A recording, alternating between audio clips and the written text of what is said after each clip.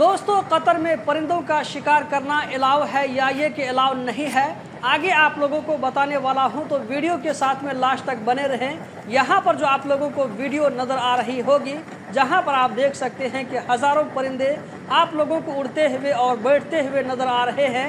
ये अल खरतियात कतर की वीडियो है, जहां पर आप लोगों को ढेर सारे परिंदे, ये सारे परिंदे कबूतर हैं, जहां पर आप देख सकते हैं कि झुंड की सूरत में हज़ारों की तादाद में नज़र आ रहे हैं, जो कि यहां पर दाना चुग रहे हैं। यहाँ पर आप लोगों को बताता चलूँ कि कतरी लोग इस एरिया में आते हैं अपने जो है वक्त को गुजारने के लिए। यहाँ पर जो आप लोगों को केबिन नुमा घर बने हुए नज़र आ रहे हैं, इन घरों में आकर के वक्त गुजारते हैं, यहाँ पर आकर के एंजॉय करते हैं।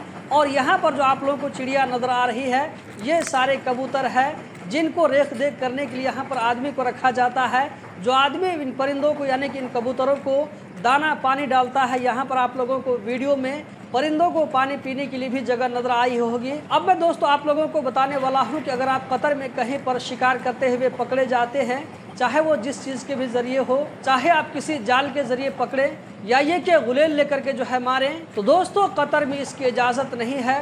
पकड़े जाने पर आपके खिलाफ में कार्रवाई की जा सकती है।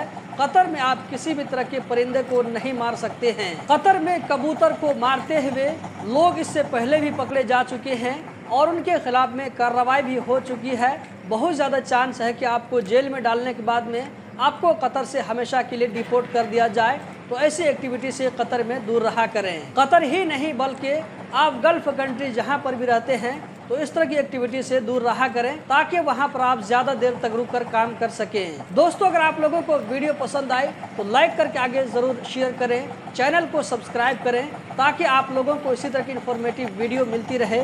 बहुत बहुत शुक्रिया।